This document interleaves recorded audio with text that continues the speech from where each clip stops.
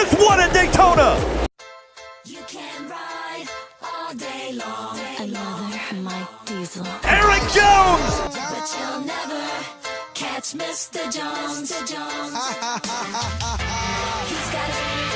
to go back home. Eric Jones. Eric Jones. Eric Jones. Eric Jones. Eric Jones. How about that race, boys and girls? Huh? Yo, dude. It's Yo Dude with J. Yo Dude, our Hypothesis Podcast Metropolis. Welcome everybody to the Yo Dude Podcast number 4. One of us is a Lakers fan, the other one is a Raiders fan, the Refrigerators. Hey, I will have you know I lost another 2 pounds since last week. Yeah. Yeah. Gave up Intermittent fasting, man. No, that's good, man. I'm glad you gave up living the Velveeta Loca. Actually, you know, it's funny. I had some Taco Bell this week. That's gross. Disclaimer, I stole that Velveeta Loca joke from somewhere on Comedy Central, but hey, I don't care. I reused it. I was like, storing it. Hey, it's all good. The Taco Bell helped me lose the 2 pounds, though, so. Some water. You know, water weight don't count, man. I was like, oh, I don't feel good. What did you get? So I didn't even eat anything like full, I don't think, because like between my kid eating part of it and stuff, like it was literally one of those, like, we were in the part of town where there's nothing good to eat, and it was like super late, and we were like, where we go? And we're like, first thing we see, boom, Taco Bell. Like, okay, whatever. So like I ate like one piece of like a quesadilla. I ate like a piece of like taco. Oh no, I ate a whole taco, and then I had they had like these grillers. They're like smaller, so I was like trying not to eat anything big because I just didn't want to get. I can't do it, dude. I worked at Taco Bell as a teenager. For like a year, even before I even was able to get my driver's license, barely legally able to work, weekends or whatever. And man, I'll never eat Taco Bell ever. I mean, I was old school Taco Bell where like they had like the chili pepper hat, and like the orange and green, the Mexican flag colors, and no, never. I don't eat fast food. I've been trying not to. I've been doing way better than I expected. It's especially like just with running around. Luckily, the summertime's been good to us, and we haven't had as much like running around to do, and we're making a conscious effort to like not run around so much with the kids and trying to like condense their schedules and make things work a little better. It's helped a lot, but man. Yeah, like because as you know, we were expecting twins, and so Amanda was messing with me, and she was like, you're gonna have to do skin to skin with the other baby once the baby's born. You know what I mean? I was like, are you serious? And she's like, yeah. I was like, man. So I've been uber strict this pregnancy. I mean, like, because something you get what I mean. Not that I've ever gained a whole lot of weight after the. I did. I gained a little after my Achilles deal last year. Yeah. So yeah, I didn't really ever gain that much. Again, like 10 pounds, I'd say. And that was more like I was more worried about losing the muscle definition that I had. You know what I mean? The strength and all that stuff. But I'm back and past that now. It's been over a year. So that's awesome. Yeah, it's all mind over matter, man. I mean, it's not like I'm a basketball player, so yeah, right. 82 plus games a year, but like still, you're not LeBron James. You're not like nope. But I'm an extension of him because he's a Laker. Yeah, you see they vandalized that mural or whatever.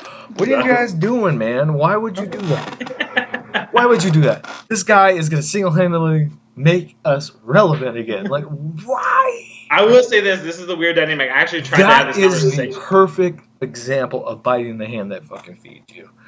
Exactly. I mean, dude, I tried to have this conversation with somebody, and they weren't really getting it. I'm like, I think the Lakers and maybe the Yankees are the only two organizations where, like, within their own, like, faction, people, like, hate on their own players. Like if you're a Lakers fan, you're like, no, Magic Johnson was the best Laker. No, Jerry West was the best Laker. Screw that other guy. Like they like argue about their own players instead of being it's called Laker privilege. Dude. And I don't know. It's Kobe's always gonna have his place in Laker forecourt. Yeah. I mean, there's nothing LeBron's gonna do is gonna ever take away from Kobe's 5 rings. Every game he played as a professional, in the NBA, wearing purple and gold. So I mean, even LeBron goes 4 for 4, which will not happen. But still, I still think even in that Shaq and Kobe era, Shaq was my favorite Laker in that dynasty that they had. I mean, and then it was Kobe because Shaq left. Shaq got traded, but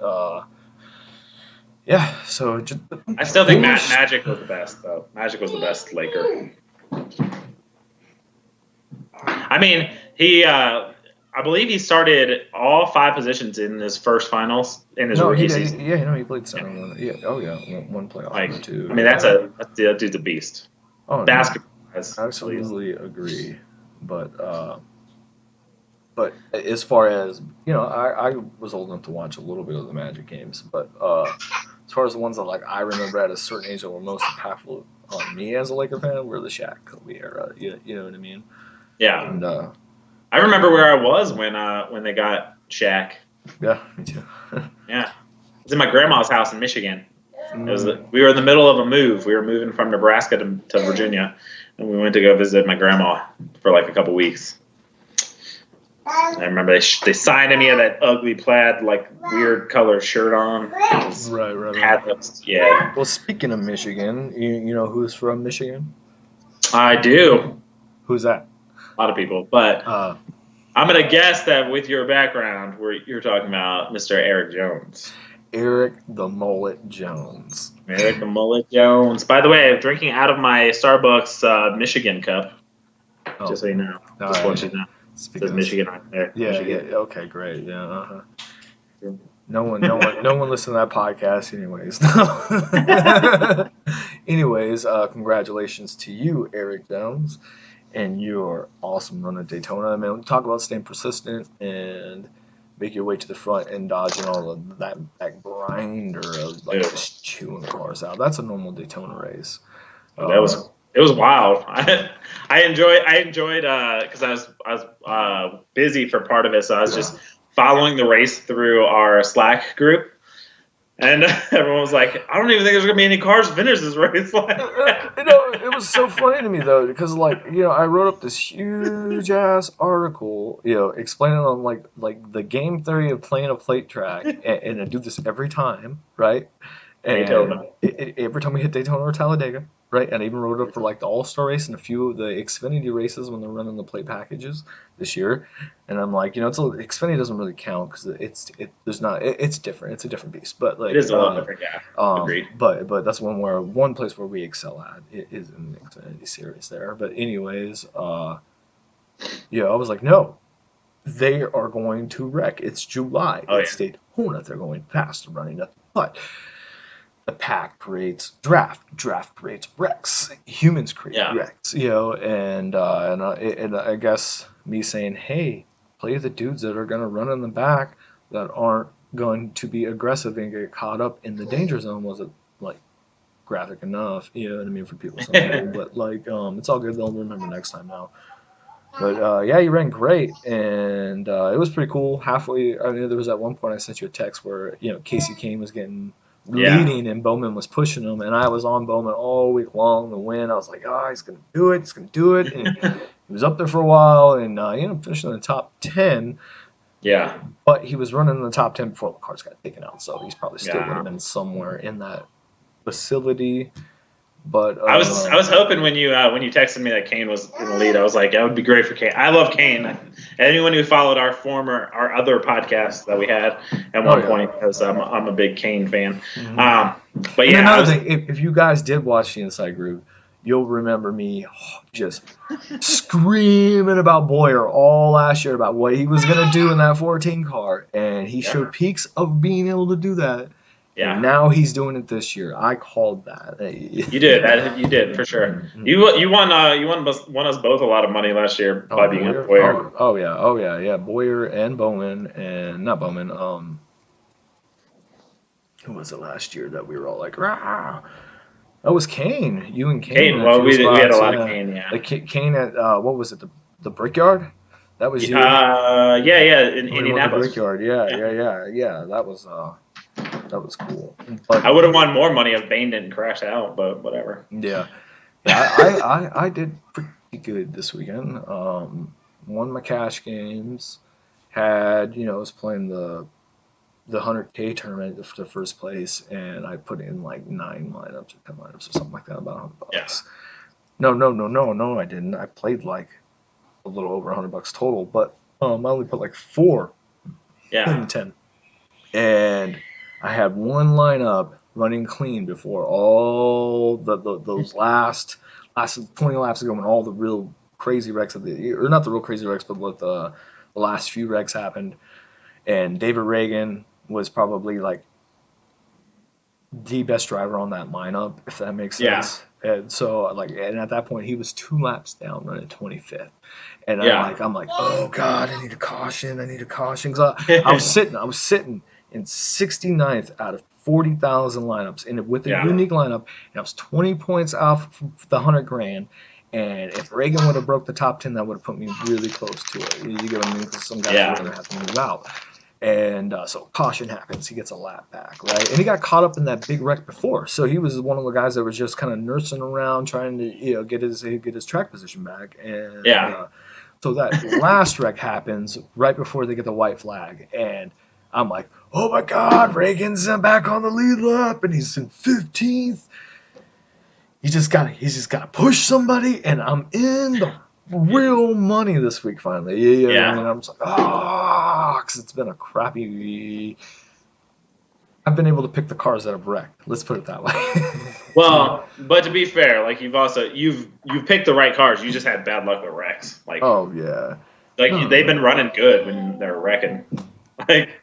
Yeah, it's NASCAR, man. But So, but yeah, no, Reagan ended up finishing 15th and not doing much on that green white checker beat start, for overtime. But yeah, I ended up finishing in the top 60 of 40,000 lineup. So that was cool with that unique line, and the fact that I made that unique line with all these people running computer optimizers and all that other stuff says something entirely different from my brain.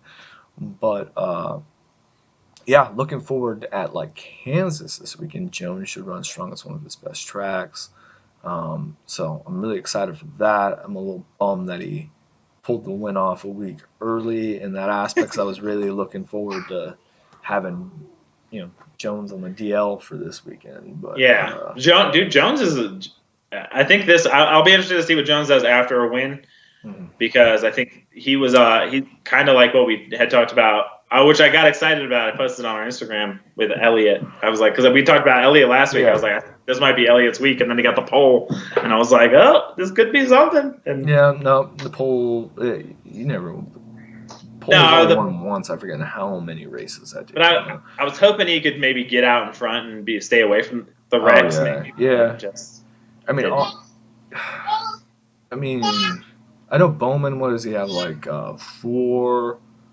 He's working on his 3rd straight top 10 going into this weekend, I do believe. And he's got like at least 5 top 20s over the last 6 1.5 mile races this season. We've had 6 this season. So he's definitely building peak form on these 1.5 mile races. And so he's definitely been the most consistent outside of like, Jimmy's meager results for Jimmy.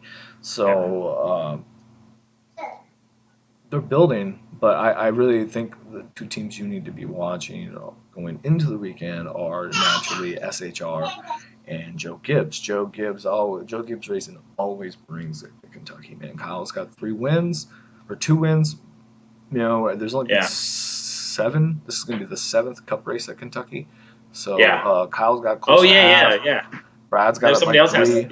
And so I remember doing that last year, and it was like literally like 2 winners. right, yeah. Pretty much Brad and Kyle, dude, and Matt Kinslip has got one. Hey, where's Brad Keselowski from? Oh yeah, he's from Michigan. There you go. So Same. and he's really good at Kentucky too. So Also, he's sponsored by some of my favorite people. Just so you know. they do make his they make those sunglasses make him look like a very good looking man. Let's put it that way. Hey, man. Yeah. Epic Eyewear. Yep. Good people. That's veteran owned. Because it's not his Give him a looks. shout It's not his looks. It's the sunglasses. No, but I like Brad. No, Brad's cool. Yeah. It's funny. I'm the Brad Whisperer. I think he's going to do well this week. You are the Brad Whisperer. But anyways, so rolling in there, you probably want to keep an eye on Eric Almirola too. He's due. He's due, and I think Clint Boyd is due for 1.5. But win. Exactly. Because Boyer finished like 12th or 13th in this race last year, and it has like an average finish of like 9th or 10th on a mile and a half this season. So that he's running better this season than he has ever. last year. Ever. Yeah, I mean, he's won before. But I mean, as far as like a season, or first half of a season on a whole, this has been the best for him in my opinion. But yeah. So you know who's also crushing? Cristiano Ronaldo. Is he? Yeah, that big old contract. Jesus. Did you see that? Yeah, I saw, but I don't remember how much it was for. It's I'm gonna get the point wrong, but it's like 64.4 or something like that. A year? Yeah, that's his salary. That's just from it's just signing the papers. Yeah, I got it. Yeah. From the club. Yeah, that's how much he's making. Which, by the way, is like over $1 million a week. That's like Luau Dang money. Well, like 1 week. No, Luau Dang makes like he made like $1 million per minute that he played or game he played last season. I remember that shit. Well, that was like Juwan Howard. You remember like early or maybe it was like late 90s, whatever. They had those $100 million contracts before they really put in the new cap that they have or the new salary structure for the NBA. Yeah. And Juwan Howard was like the 5th or 6th guy that got a $100 million contract. Didn't do jack shit after that, basically, and was on that thing forever. He was making like $18 million a season sitting on the bench. Like, when he was that when he was with Washington? I think his contract might have expired when he was on Miami, though. I think maybe.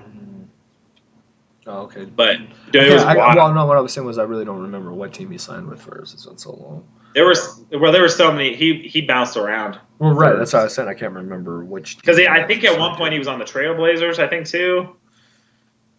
I think. There was just such a bad contract money, but yeah, $64 million. It's like it's 20 more. I think more than Russell Westbrook's contract, which is like the next closest. In other sports, because there's soccer players that make still more than what Russell Westbrook, like the top guys, but there's no cap, so it's basically like they can pay you whatever. And and if you look at I think it was ESPN put out the chart or whatever, all of those other sports are like mostly American leagues, whereas like soccer's like it's the entire world, so like you have the entire world bidding for these top players, and like people will travel. I know people who live here in Colorado who have like gone over to Europe just to go watch like FC Barcelona play. That's crazy. Like that's like the main reason. They're like, oh, we'll check out some other stuff while we're there, but like that's no, that's nuts. And speaking of that, the World Cup is getting ready to finish up, so that's kind of cool. Yeah. I don't know who's in it or what. It's England. Not to look ignorant or anything. I haven't followed it this year. Well, yeah, it's been a little wild. France and England are in the finals. Okay. Oh wow, really? It turned into like a Euro tournament basically. Like all of the other teams basically got knocked out early-ish. So okay. But interesting. I played soccer. Okay, see. In college. So I played soccer like when I was a little kid. But when you were 5, little Jay with his beard running around. Right? Yeah, no, like the schoolyard man. But like me only being a half breed showed really quick. So like, I'm being serious. You know what I mean? Like so. It was kind of like I'm gonna go play basketball where I can like throw some elbows and get some rebounds. And then you got screwed because you didn't get any height. Oh, I had height then. I still got some height now, and I've always got height. Are you taller than Muggsy Bogues? Yes, I am. I'm probably shorter than you though. I'm not the tallest dude ever, but you know. I'm technically on my driver's license says I'm 6'1". You're not. I walk around probably more like 6 foot though, because I do slightly hunch. Okay, yeah, no, I'm not 6 foot. I'm like just under 6 foot, but it's all good. But yeah, It's all I mean good. it's all good. It's all good. Mike Well, Vick was supposed to be 6 I like foot. to tell He was people like that 7. I'm 6'2" with my combat boots on. What up? Like, hey, when you're a machine gunner, Yeah. it pays to not have those couple inch ridges. Right? But that's the difference seriously. between life and death, man. Hey, yes, sir. And so, Like the more compact you can be, the better. Right? And I'm compact. So like, so you know, that's when I got over like, you know, hey, oh well, I guess I'm gonna be the shortest adult male in my family, but it's all good. Yeah. No, I really am. Well, speaking about being the shortest adult male in your family, I heard you have a news story for us. Oh, what? A news story? Oh, yeah, okay. Did you get my joke? No, I didn't get your joke. But don't feel bad. Don't feel bad. I usually hit people with a, oh, damn, that's messed up, because I don't catch half of their sentence anyways, because I'm not looking at them when they're talking to me. So I got to lip read sometimes. So Dude, I do that when I'm at work, because like people talk to me and like I usually only catch like the second half because people talk all the time around me, but I never assume they're talking to me. So when they're talking to me, I'm like, oh, and I just laugh, and I'm like, you laugh like that? That was like my fake cheesy laugh. I don't even know how I laugh. You do your cheesy laugh and then talk about how much you enjoyed Dawson's Creek. Dude, no, my kids make fun of me though. They say that like I do that type of laugh. I really feel like you're gonna like hit me up one day now and be like really excited to tell me about the new features of like Windows 10. Windows 10's a good operating system, huh? All right, yeah, news story. Let's do it. So this one comes from the wonderful wide world of the interwebs. Yes, I say interwebs. Where all the best stories come from. Right, you know, and this one's really funny. So this was posted yesterday. This comes from the wonderful area of Zanesville, Ohio. So you Heartland people, word up, I guess. Around 1,600 APE customers were without power for several hours yesterday after a reported driver, 27-year-old Anthony Williams, drove off and crashed while he was looking at the woman in the passenger seat, is what he said initially. But we know that ain't true, right? So it was approximated that he crashed between 50 and 60 miles per hour when he lost control, but later broke down and said he was getting some roadhead. Yeah. Hey, I mean, sounds like he had he was either his first time, because he clearly didn't follow the rules of the road. It was the open rule, the unwritten book of the road. Right. That's definitely not a That's two Jay and Silent Bob references this podcast, and I got him. The unwritten book of the road. But anyways, what about his? My girlfriend sucked 37 dicks. Good Clerks. Oh yeah. Sorry. You just totally took me down. It did tie into Roadhead. I kind of sort of. Well, yeah, a little bit. But speaking of Roadhead, right? That's an amateur move, man. You always give yourself a little room. You hovered the brake, not the gas. I mean. So the question is. I'd like to say I've got some decent amount of mileage getting fellatio. You get what I mean? You know, and using big words. Big words. I can read, but that's a mouthful. That's what she said.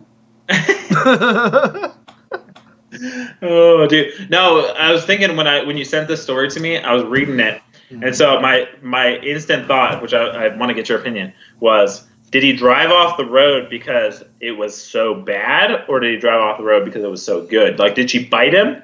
Well, maybe. You know what probably happened was because I hope not. But anyways, you know when they lean on your lap and a lot of weight on your thighs, or any weight really, because you know some people drive with their toes. I don't know about you. I'm a toe driver.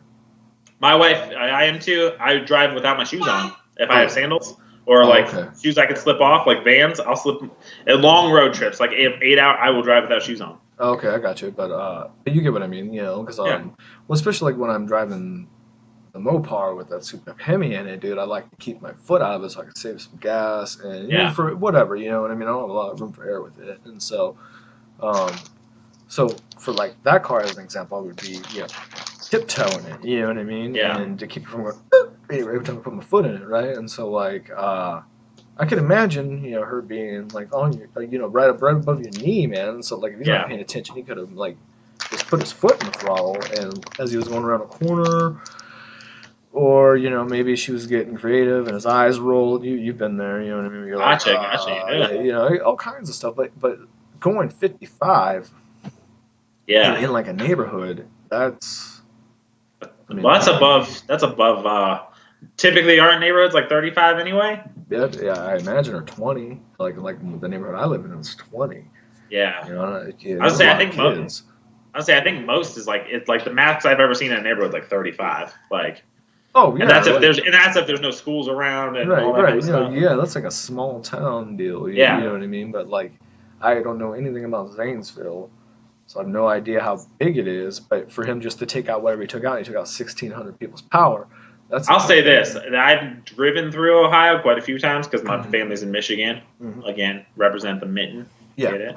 I got it. So I've driven to it from Nebraska and also from Virginia, so 2 different ways going there. Okay. I've never ever seen Zanesville, so I'm gonna assume it ain't that big of a town. No, maybe someone can comment below once it's posted on YouTube or on Podbean. It's on iTunes too. Dude, I always try to find it on iTunes. I'll send you the link. I got it. And also, we're working on getting it on what's the other one? The Google Play.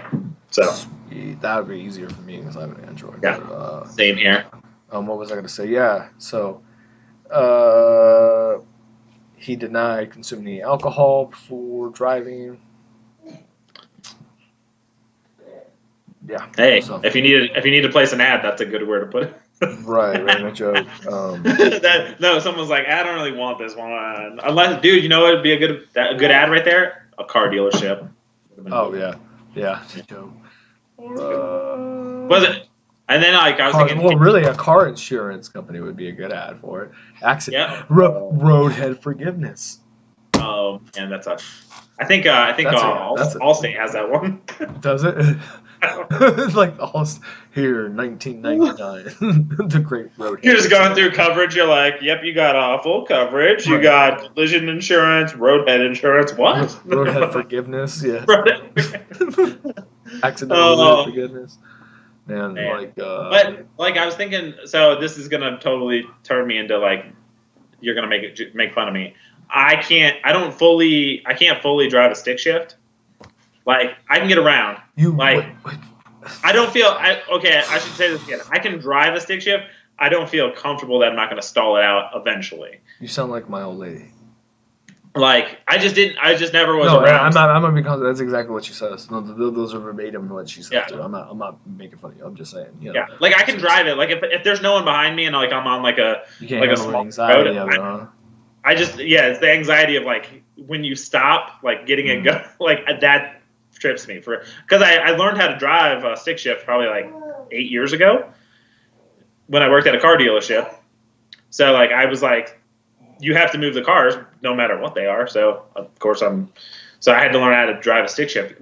I was never around it. My parents drove automatics. You know, everyone who was around when I was starting to drive had automatics. So I just no one ever taught me how to drive a stick. Yeah. So, but I was gonna say.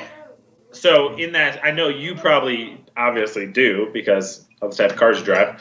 And you know, grew up racing a little bit and riding bikes, and I have 2 balls. And oh man, come on! Hey! I got 2 balls. Unless somebody wants to pay me $75,000 for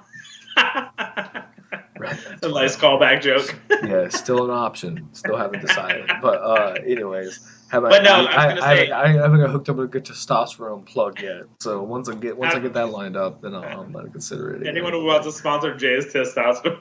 So I can sell my nads, so I don't have any more kids. Yeah. But No, I was gonna say driving a stick shift. That's got to be harder while getting roadhead, I would assume. No. No? No, I don't think so. I mean, you might be worried about. You might have to. I mean, it's just the same level of risk as popping into neutral as you would have an automatic if your shifter columns and if your gear shifts in the middle as opposed to on the tree.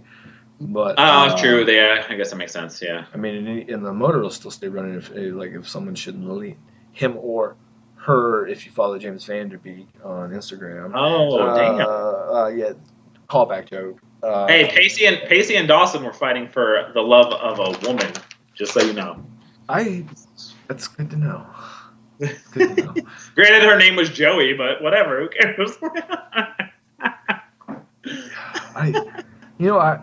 I think I have seen a handful of Dawson's Creek, episodes, but when it was on like the GN or whatever it was. Yeah. But it was only because it would come on before the Wayans Brothers, and that's why. The Wayans Brothers, underrated show. By the way, my kids will watch the new. Have you seen the new Marlin show? No, I haven't got a chance to yet. It's actually pretty good. My kids watch it with my wife and us, and like it's good. And they're like, "Oh, we've never heard of this guy before." I'm like, "Yo, the Wayans Brothers were like the greatest show once. It's so great." Yeah, with amazing. What was who was that? Who's the actor who played their dad? John Witherspoon. Yeah. From Friday, the dad from Friday. A bunch of movies, dude, bro. But yeah, he's been around forever. I like him. He cracks me up. But well, remember when they had the friend? I think that's the show. I might be missing, but didn't they have a white speaking Mike? of Friday, so like when he did that fucking scene in the bathroom, and he's like, "Hey, Greg, come here. Let me talk to you for a minute." So after my dad saw that fucking movie, bro, that was like the most ridiculous, like, dad joke ever. And it never worked for him, but he always tried. It was really funny. No, but I was gonna say on the Wayans Brothers, didn't they have that guy White Mike, their friend the white guy? Ah, man, it's been so long, dude. I don't Dude, know. I remember. I was just saying. I remember he had his he had his own show. And after that, and I was literally thinking of it the other day. You just brought it back up when you said the Wayans Brothers. I was trying to figure out what the name of that show was. It was hilarious though. You have to and that show came on. I was gonna say it came on right before who's the guy that does Family Feud? Why am I blanking that name? Steve Harvey. Steve Harvey. Remember the Steve Harvey show? It came on right before Steve Hightower. Yeah. And so it was like back to back. I remember a lot of that show, but I don't really remember the one you're talking about though. The only reason I remember that show is because like the chick he was trying to get with on that show, the white Mike guy or whatever, he was like, I think it was like Mr. Freeney, not Mr. Freeney. Mr. Freeney is Boy Meets World, whatever show it was. The love interest was Portia de Rossi, who's Ellen's wife now, Ellen DeGeneres' wife. Yeah. But that was before she was like into. Like she was out as a public. Yeah, I got you. So I remember that was one of my childhood crushes. That's why I was going to say Portia de Rossi was. Oh, okay. And I saw somewhere someone was posting about childhood crushes today. So I was like, I was going to ask you who your childhood crush was. Your first like celebrity childhood crush that you can remember. Because my two we've already mentioned on the show, which is Portia de Rossi from that show and right. Katie Holmes. Oh, okay. What age are we talking about? Because it kind of changed. I don't know. I was like 14, 13. Oh, about that age? Okay. Let me see. And then obviously most everyone's is, or a lot of guys is Tiffany Amber Thiessen from. Yeah, a little bit, but that was just Kelly Patrick, whatever her name is. Kelly Kapowski, bro. Damn. Oh, see, obviously it wasn't one of my crushes. Come on, bro. You were more of a Lisa Turtle guy? Actually, I was. That's what I was going to get at. I was debating on dropping the Janet Jackson bomb or not, dude. I was sitting there thinking, dude, I'm serious. I was. That's legit. That's legit, though. And, I was actually thinking about that the other day. I was going, man, I was like, there's a reoccurring theme here I've never caught on to. Like, I was like, okay. I remember having to sit through, like, the Vampire Diaries, and yeah, with Mandy, right? You know, and I'm Yeah. like, whatever. And it could be worse. It's not as bad as Dawson's Creek. So. Hey, But, I own the complete series of Dawson's Creek, by the way. I'll send it to you if you want to. No, I'm good. I'm good. I've got enough shit I smoke weed to keep out of my head. But anyways, Cat Graham, she could play Bonnie. No. From Google what show? The Vampire Diaries. But anyways, Okay. but that was more recent. But that made me think of this. But yeah, Janet Jackson, Left Eye. TLC, Dude, Left Eye, dude. right? 100%. And but yeah, I remember what was it? I want to say it was like Tower Records, some stupid ass CD store.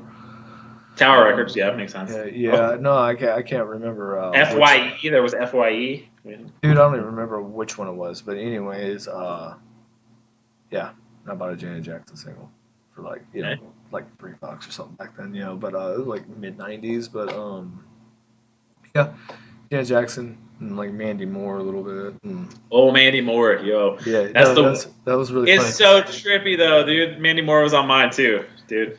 Yeah, and like when I remember like when my two youngest kids started like the Sheriff Callie. Okay. And I was like, man, why is this cat cartoon giving me a boner?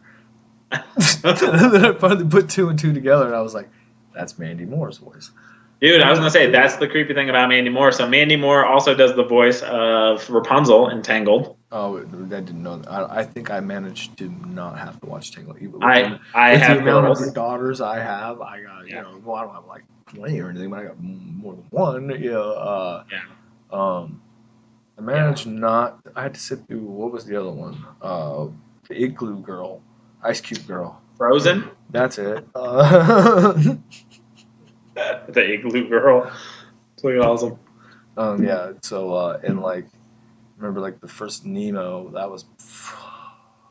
Oh yeah, dude. I can't. I'm not a fan of those movies. Oh man, they suck. They suck your soul out. They're like if you Shrek, after you Shrek watch them. wasn't so bad, dude. Shrek wasn't terrible. I'm a big Eddie Murphy fan. So Eddie Murphy's good. I see that. He's one of my favorite actors ever, man. It's one of those. Have you seen what was it that most recent one of his? It's not most recent one. Recently, Mr. Church. No, I haven't seen it. That one was really really good. Should I put that in my queue? You should. It's speaking of that's your cue. Did you catch my verbal missile at you? My silent cue. My silent. That's good friend lingo. That's great chemistry there. You have a shorthand. Good shorthand. Right, but yeah. Speaking of that's your cue. Barry, right? Show on HBO. New segment alert first. Segment alert. I got podcasts and movies and TV shows, music to listen to. Yeah, that's your cue. Good morning, everybody. It's your dude Jay from the Yo Dude Podcast. It's another tasty Tuesday morning. Rise and shine. Get out and make something of it. Don't worry about yesterday. Only take a look in perspective to see how far you've come down your road in your journey. Don't let nothing stop you. You are the key to your success. Anyways, it's launch of a new segment today. We're working on a name. We're gonna call it Here's Your Cue, or In My Cue, or Q comes after the letter R. I don't know. Comment in the section below, and maybe we'll come up with something catchy. Anyways, In My Cue this week is the HBO show Barry. Now, if you have slept on Barry so far and you're a veteran, you're 8 up. Get your high speed going and check out this show. So Barry stars Bill Hader as Barry, right? A Marine veteran of the war in Afghanistan, turned hitman, turned accidental aspiring actor. The show is great, from Hader's performance as Barry and his emotional struggles that, if you didn't have some kind of inside view of what someone with PTSD is struggling with, you would overlook it and kind of think of him as bland. That's not the case. They did their research. From Anthony Carrion's super funny NoHo Frank probably my favorite part of the show. When he, I don't want to get into it, but he'd know Frank is hilarious. Good job, Anthony Carrion. And of course, how could you forget the Foz? Henry Winkler as Barry's acting coach Kuzma?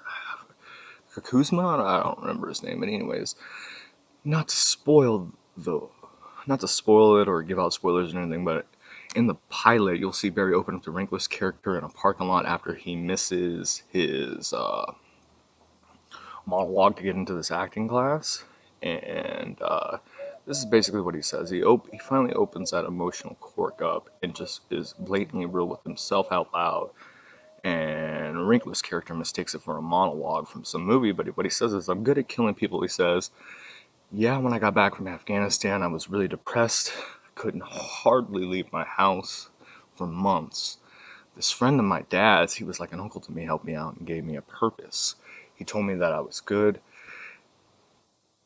at, he told me that I was good at what I do over there and could be useful here, and or it's a job." So, you really see Barry's struggle of coming home and readjusting, and, from the lack of camaraderie, from waking up in the morning not having a uniform to put on, missing your purpose, missing your battle bros, missing the controlled chaos, all that stuff, right? I mean, down to Barry's me wall, his shadow box, dingy, dirty apartment, saying I give zero fucks about my situation right now. There's several things right that this show Barry gets correct about veteran culture, especially in the post 9/11 era veteran, us younger guys. So, you'll find more than a few veteran stereotypes on the show, from the gung-ho, zero fucks given. You serve with this fucking guy. He peaked in the army if you're like me and served, in the better branch. Or, if you were an awesome Marine and, you served with the guy. He gives zero fucks. He struggles outward, has addiction issues. Just does whatever. Impulsive. Impulsive is the best word to put it. Impulsive, terrible coping tendencies. And then you meet another guy named Chris, who was more of like the poke. Man, yeah, I was over there, but I didn't really fire my weapon off. I come back, and it's a little easier for me to catch my stride back. The guy has a family, has a wife. You know that guy too, right? And then to Barry's inner struggle that I mentioned before with the readjustment from war, finding purpose, be it the wrong one at the time. And once he finally gets to that acting class, he allows himself to feel emotion and his humanity slip back in. And, he realizes that he needs that to move forward. When you come back, you're trying to rebuild yourself. You don't come back the same person. So, that being said, everybody's lives moves on. You come back, you're exactly at where you were when you left stateside. How many, if you were an early war fighter like me, you were there for at least a year or more, 545 days to be exactly, depending on what your job was. So, yeah. And then not to mention all the chaos, the dark humor, the internal clashing, and it's something that all of us veterans can relate to. And if, you're married to a vet, or your brother's a vet, your sister's a vet, your dad's a vet, your mom's a vet, someone that, experienced that world over there. Though, yeah, it's fiction, but 90% of the combatants that join the United States military believe they can come out and be a hitman afterwards. Be it true or not, it's how a lot of people feel. So check out season 1 of Barry on HBO. Today, you won't regret it. And today's Tasty Tuesday, Here's Your Cue segment was brought to you by Golden Pineapple from Lucky Lion up in Portland. Man, these fucking dogs, dude. Anyways, go out and get it today. Make the world your bitch. And, yeah, this is.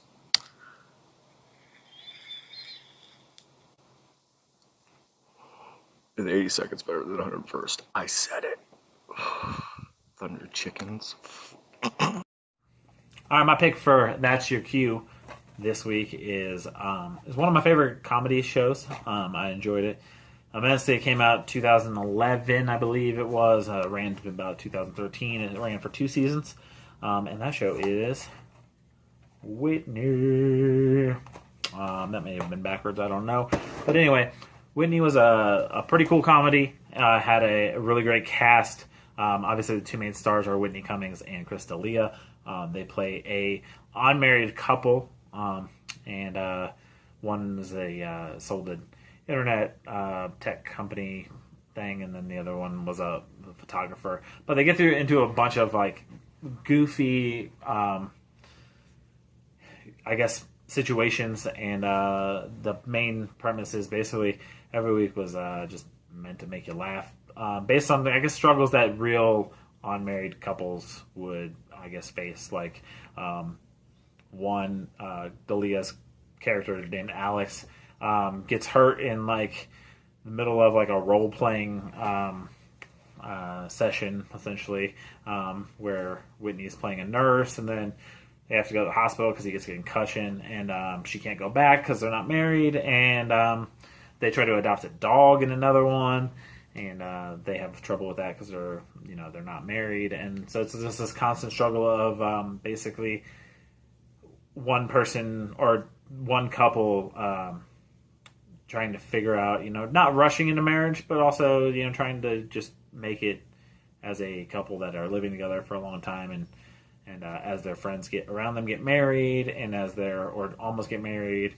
or get divorced, or are playing the field single, so you have a lot of cool dynamic in there, but it's really just a lot of funny jokes, a lot of funny situations, a lot of things that can, you see would pop up, and see how that could possibly happen in real life, but also having a lot of comedic aspects to it. And, characters get played up to a certain extent for obviously the comedy aspect of it. So you have the super single guy who's, like, trying to be cooler than he is, while doing weird things and, like, acting like a total bro. Then you got Alex, Dalia's character, who's, I guess, would be the hipster, but he's, like, maybe getting too old to be, like, with the young tech crowd. You got Whitney, who's like emotionally broken, I guess, in the situation. Obviously, troubled parents, or like parents that were all jacked up and messed her up. So then you got the divorced lady who is not still playing the field, but it doesn't want anything serious because she doesn't really trust dudes because her ex-husband cheated on her. And then you got the overly like trying to be like culturally like all accepting and super hipster lady who's getting married to the minority of the group, I guess.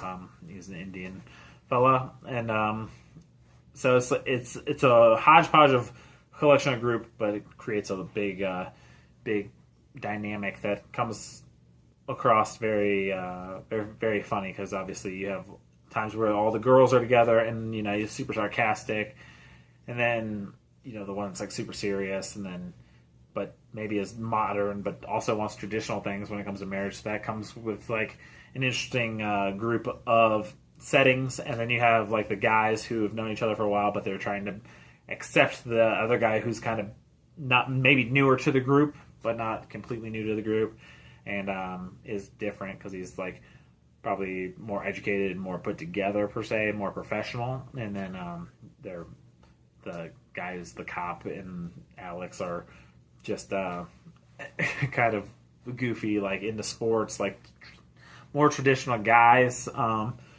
in that sense. So the dynamic plays really well off each other. It creates a lot of interesting, funny, comedic situations, and definitely worth a watch. It's I think I want to say like 32, 36 episodes.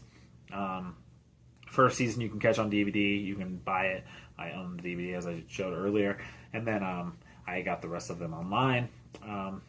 So you can find them, and they are hilarious. Whitney Cummings also was a writer on Two Broke Girls, so if you like that, you might like the same line of humor. Dalia's hilarious stand-up. So is Whitney Cummings. They're both hilarious stand-ups. the lady who plays the divorced lady. She's on Better Call Saul, and the whole cast has kind of gone on to do really cool things. So I definitely recommend it, and I think this should be in your queue. So definitely go check it out, and I think you'll enjoy it. Barry, you need to watch it, man. If you haven't seen it, and the rest of you dudes and dudettes out there that haven't watched it, check it out. It's got Bill Hader, it's got Henry Winkler. Depending on how old you are, you may remember Henry Winkler from The Waterboy or The Happy Days and the Fonz. Yeah, Hader is a Marine who was an Afghan vet, gets out, kind of gets caught in his down cycle, more or less. I don't really show that, but they kind of, if you got an experienced set of eyes or ears to that situation, you catch it really quick. Later it shows it. You get what I mean. But if you're hip to it at all, you'll catch it. But a lot of the details are great. Character development's really funny. It's dark. And so he ends up becoming a hitman. And funny thing about that is a lot of guys think that they can leave the military, especially the combatants, they're like, I could be a hitman, man. Yada. You didn't. But no, I can imagine that's got to be. Everybody has that mindset. I mean, I know when you were saying, like you were explaining to me, I was like, that makes sense. Like, it sounds like I've obviously never been to war, but like I watched my dad come back from war, and obviously being friends with you, we've talked a lot of war stories. And I know a bunch of other military guys as well, and ladies, and so that aspect of it is really like something that obviously I'm very keenly aware of, and right. So I'm looking forward to checking it out. I'm gonna see that one. So you see a lot of a few veteran stereotypes in there that kind of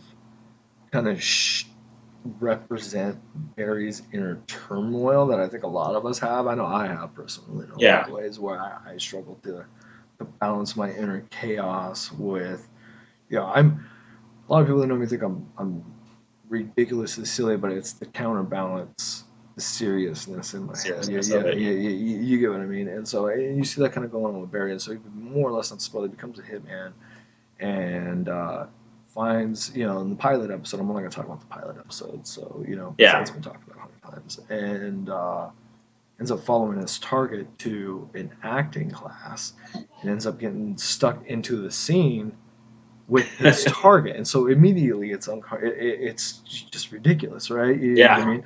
And so Barry being emotionally shut off, as you would imagine, and just has that whole, everything corked in, you know what I mean? And so gets a round of applause, and he's like, hey, I really kind of like that feeling. Yeah. Hey, what is that? It's a feeling, and it's not a shitty feeling. You get what I mean? And so he decides he wants to pursue acting, right? And so him being a hitman by night, he can't exactly be an actor by day.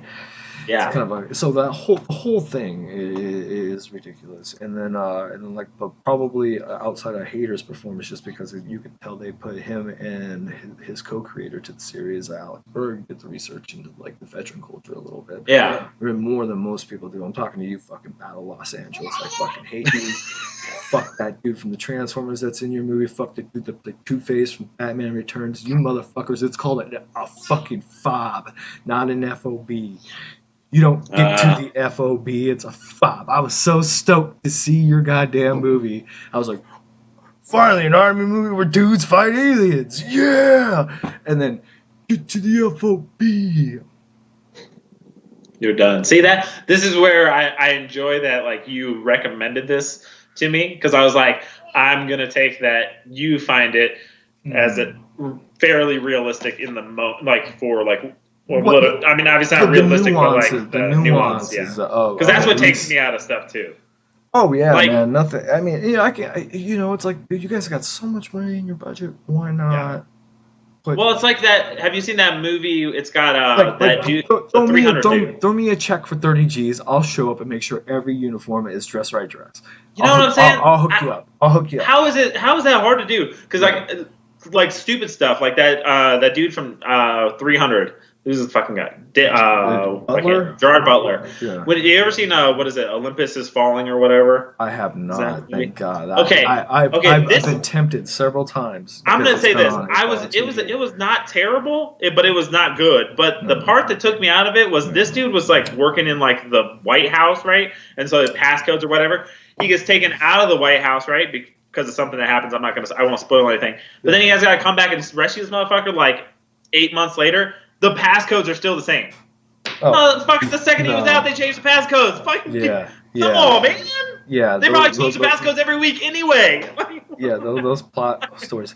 But I gotta say this though. Back to Battle Los Angeles for a second, and then back to Barry. This is a fictional fucking movie about you fighting aliens, and you fucked up so bad that I couldn't even make that fucking. I couldn't even fathom it being like. Maybe the army could fight aliens. Now we have a fucking Space Force, so what up? But like, hey, Space Force. Mm-hmm. Anyway, so check out Barry. It's on HBO. You can get it on YouTube, you can get wherever. You get it now, but like, definitely worth it. And Anthony Carrigan, shout out to you. Guy plays NoHo Frank. He's been on Gotham and a few other things too. You recognize him. Dude, it is so funny. He is so funny. Like, it's ridiculous. Well, speaking of the lighter side of things, my half of our new segment is going to be about Whitney. It's the most ant show ever. So Whitney it's an older show. It came out like 2011, I think. 2011 to 2013 it ran, I think. 2 seasons. Like everything, all shows that I love only have 2 seasons. I don't know what that says about me. But Crystalia, Whitney Cummings, they're hilarious. They play a happily unmarried couple that goes through like this like group of friends getting married, or like they try to adopt a dog at one point, and so it's like How I Met Your Mother. No, it's way better, but it's funny because it's like it's kind of like How I Met Your Mother. No, not really. I don't think so. But is it not like How I Met Your Mother? Dude, you know what's funny? Because I've never seen Whitney, right? I've seen. Yeah, I guess it kind of is. But so and I've barely seen How I Met Your Mother, and that's exactly what How I Met Your Mother is. You know what's funny though? On the back, one of the main characters, Dan O'Brien, it says his what you may know him from is How I Met Your Mother. That's really funny. So, but no, it's really funny. So basically, it's about them two, basically, and then it's How I Met Your Mother. no, it's definitely different. I'm just joking. It was a joke. It was a joke. It's actually like super funny. And like rewatching it so part of the reason why it's my queue is I was unpacking some boxes because we moved in like a year and a half ago and I'm still trying to kill boxes, and one of the last things I've unpacked is our DVDs. Okay. So I popped it open and I was like, oh, I totally need to watch this again because I love both of them as comedians, and they has one of their friends is on Better Call Saul now. Okay, I like blonde that lady, and then show. one of them plays the wife of Colin Hanks in that one show. Oh yeah. The parents on that show are pretty funny. Yeah. So like all of them went on to do other things, right. And it's like, and they're super funny, and like funny. Yeah. It's definitely like suspend some reality for the joke sake of it, but it's like an over the top like look at like. Basically relationships and it's like a goofier How I Met Your Mother. No, but some of the situations they get in are just so stupid. But it's like but it's so funny, and I recommend it to anybody. Right? Oh no, that's good. Yeah, I'm gonna have to actually give it a watch. It's short. It's like 32 episodes, I think, all in all. Is it as good? Is it as good as Two Broke Girls? Whitney Cummings wrote Two Broke Girls. I know. That's why I'm asking. Is it because I like that show? Well, I would fucking show back. Yes. I would say this that speaking of childhood, I want my Kat Dennings back. I was gonna say, speaking of childhood crushes, Kat Dennings would fall in that. She's not that old, and you're not that old. I know. I'm kidding. I'm saying she's. I was like, bro. I was like, what? I'll say this though. Josh Groban pulled that for a little while, so it made me feel like I had a chance. Okay. I don't have the voice of Josh Groban, but whatever. I don't have the looks either. I do. Whoa, man! Josh Groban looks like a second grade math teacher. I don't even know. I can't even remember what he looks like, bro. I'm picturing Hugh Grant when you say Josh Groban, but I think they're both British, so maybe that's why I'm doing that. think Josh Groban's American, bro. Is he not? He's not British. I think he's American. I don't know. Is he a country singer? No, he's like an opera singer. See, I know nothing about him. So he sings that. He sings that. You rise me up song. It was hot for like 3 minutes. Is it on the Five Finger Death Punch album? No, but dude, that would be a dope collabo though. That'd be a dope cover. Speaking of random music that I just fell into that is not in my wheelhouse, have you heard of the band Ghost? Recently, yes. Not before, not too long ago. I randomly just like was on YouTube and it started playing and I was like, this is actually pretty good. Yeah, it came up on one of my Spotify like weekly radar playlists. Yeah, because they sound like. And I know I'm behind the times because they're like 5 albums in, but whatever, or like 4 albums. But like I was like shockingly like not my type of, not necessarily in my wheelhouse of music, and I was like, this is pretty good. I'll listen to this. Yeah. I've been trying to. What's that Drake song? That because I've been trying to make memes. God's Plan. Yeah, God's Plan. Yeah, probably he's like, only love my mom. I'm sorry, or whatever, right? I only love my bed and my mama. I'm sorry. Yeah, right. So I've been trying to think of like cartoon characters and make memes to that song for. Yeah, it's so like I had a Shrek one going. You know. Oh, that's funny. Yeah. I'm sorry, I only love my swamp and my donkey, or I'm sorry, or some shit like that. And then, so my daughter gave me like that, you're so dumb. What? So I was like, okay. So I was like, I'm on to something there. And then, so I was trying to think of like. That's not your demographic anyway, okay? Right. Yeah, a little bit. But, I feel like if she gives you that look, that means you are onto something because like dads will get it. Like it'll be like, I got this. Dad memes. Right. Yeah, dad memes. I guess. Set of dad jokes. Yeah. That's what they are now. Speaking of that, as a father. Yeah. Do you feel? I feel like we are like the butt of every joke nowadays. I don't know, man. There's like dad bod, which is like out of shape dudes. No, dad those out of shape dudes deserve the jokes. No, I know, but I'm saying, how come like I feel like I'm a demographic that's being unjustly persecuted sometimes. Dad jokes, dad bod. I'm like, man, you don't know. I don't know. No one forced you don't ever hear eat that Taco Bell the other night, bro. I mean, fuck, dude, that I lost 2 pounds. I mean, like if you don't want to have like this, I'm not talking about you, but I'm like, if you don't want to be the butt of like a crackhead joke, don't smoke crack, Tyrone. Fair enough. Right. I'm just saying, like how come that's a general sweeping, you know what I mean? Like, not all dads are the same. You know what I'm saying? Oh, well, no, that's true, but there's a general vein to it, man. Like, it was really funny. What was it, like the 4th of July? I was barbecuing, right? And before we did our thing, and I came from the gym, and so I have a pair of white Nikes that I work out in some days. And so I started to like get the grill out and everything. Yeah. I looked down, and I went, oh fuck no. I went inside. You're like, I can't be rolling the grill out with white shoes on. I was like, well, no. I was like, I'm not gonna be that guy. I'm not gonna be that dad. I'm like, I don't wear white shoes. I've never worn white shoes. I can't do it. I got a few pairs of white shoes, but can't do it. Can't do it. So I got a sick pair of checker flag Osiris's that I've had for like 15 years. They're still really nice. They're dope. They're from the old school. Are they the big boat shoes, like boat looking? No. They're massive, or are they like thinner ones? Are they they're like the golden era skate shoe style. So like the thick, like the big with ones. so you don't bust your fucking ankle and shit. I have a pair of brown ones. Osiris's. Okay. I've got Circas. I've got like a few pair. I got an old pair of Mike Vallely NEs, and then dude, I miss skateboarding. Like, dude, I do too. But guess what? You know what? I don't miss rolling my ankles constantly because that shit sucked. I broke my ankle twice pre-military skateboarding, and I lied to get in. I didn't tell them about it. You know what I mean? And luckily, I didn't have any surgeries at that point, so there was no scars. You know what I mean? Yeah. But, and no way they would have let me do the job that I did if they knew my ankles had been busted up a bunch. But I did fine. You know what does make skateboarding? I feel like it's finally kind of hitting its stride.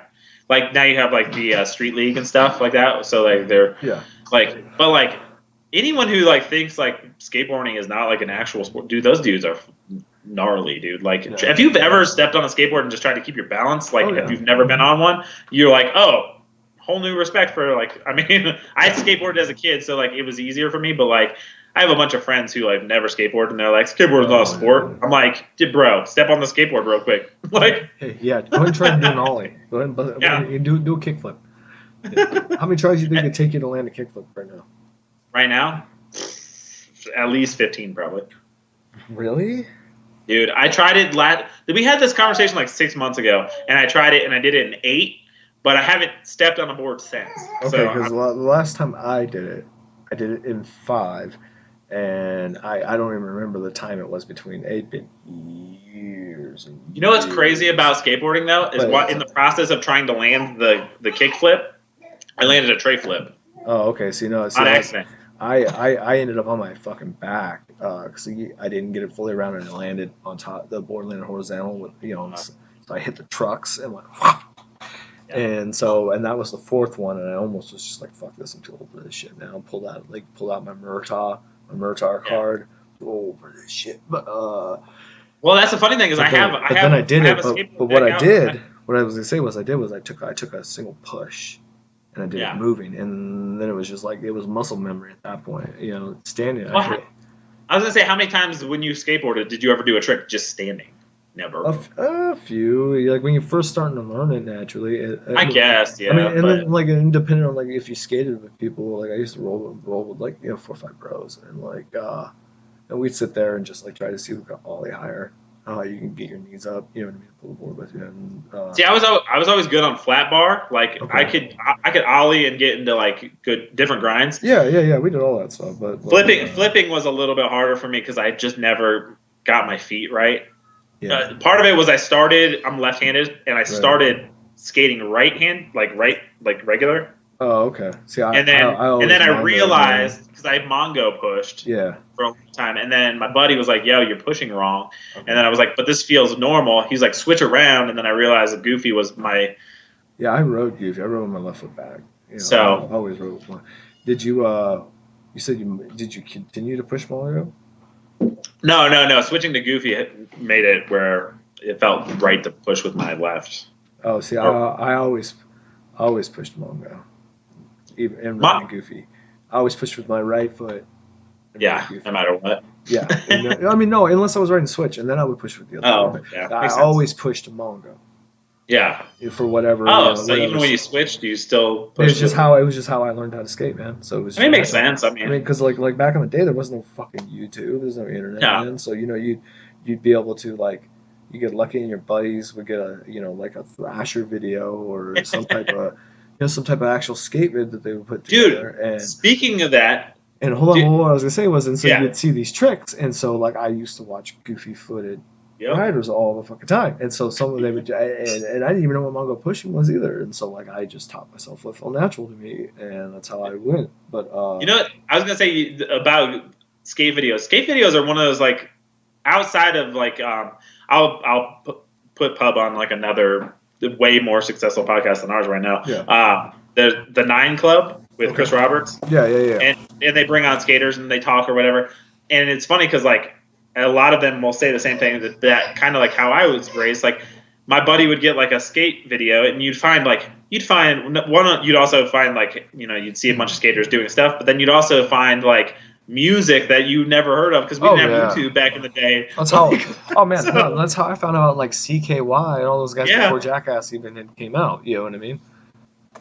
No, it was really funny. So I was sitting on the island in our kitchen. Remember this big island in the middle, and so I open up my phone. I see these Instagram notifications going off, and there's a few of them between our numerous endeavors and then my personal or whatever, and then like so used to just automatically opening on my personal one, and I hardly ever use it. So I'm like, whatever. I used to use it back in the day, post all those music videos and stuff, and that's why I had that following. But it opens up to the Yo Dude podcast that we both run, and it's James Vanderbeek, and I know for a fact that I don't follow James Vanderbeek on my personal Instagram, and so I'm like, and Mandy's sitting on the other side. I'm like, the fucking Dawson. And she's all snoochy boochies. And I'm like, I don't follow this dude. And then I went, oh, man. Hey, Dawson's the man, yeah. Dude. I think the teacher that's a stripper from Varsity Blues had a bigger impact on my life than James Vanderbeek. I could see that. I could see that from your life. I get it. No. I actually as a kid, I love Dawson's Creek. So like, I grew up like right down the street. Not right down the street, but like pretty close to where they filmed it. So one year we went to go visit my aunt, and she lived in South Carolina, and they filmed in North Carolina. And we actually stopped at where they filmed Dawson's Creek. Oh, okay. And there's a Cape Fear. You go over this bridge, and it's like whatever. And this is the most random story ever. I was like, nothing good ever happens in Cape Fear. 4 seconds later, we break down. Yeah. And then we get towed to the place that fixes it. So we're like literally right in town where they film it. Okay. And they live across the street. Oh wow. Like a lot of the actors, they live like across the street in like these strip of houses or whatever. So like the guy was telling us all stuff about it, and we saw Katie Holmes. Oh, like she was driving. I was like, hey, this is when this was like season 2. Like no one really, they were big, but no one like knew really who they were, whatever. But, I don't know, but anyways, it was funny because I was like, man, Dawson, man. I was like, if he wasn't such a good friend of mine, I'd be like seriously throwing some heavy punches at him right now just to make. Well, dude, did you ever watch Rules of the Attraction? Obviously, I haven't. No, because I refer to him as the Dawson. Well, everyone refers to him as the Dawson. I guarantee that dude hears "I don't want to wait" all the time. Like that's who sings that? Is that Sarah? Paula Cole. Oh God. What other song did she sing? That cowboy song? Yep. Right? Where did all the cowboys go? Yeah, man. Ugh, God. Yep. Yeah. Was that like 1995, right? Something like that? Yeah, that's about right. 96. Well, no, 96 we moved to Virginia, and it started shortly after, so it had to be 96. Okay, so speaking of 1996, right? So I was listening to a couple back episodes of the Joe Rogan Experience, right? Okay. And because I saw Joey Diaz was on there, and all these guys, and Joey Diaz seems to run around a lot of the same neighborhoods that I used to live in down there when I was growing up, and like my dad used to tell me stories about him, family members, all my own personal experiences too later in life, and like so. Anyway, so and now I don't exactly live in that area anymore, so it's nostalgia a little bit for me, right? Yeah. And so they start talking about the North Hollywood Shootout, which was when those armed robbers, I think it was like 1994. That was wild, dude. Okay, I'm trying to remember what grade I was in, because I lived on the opposite side of that block.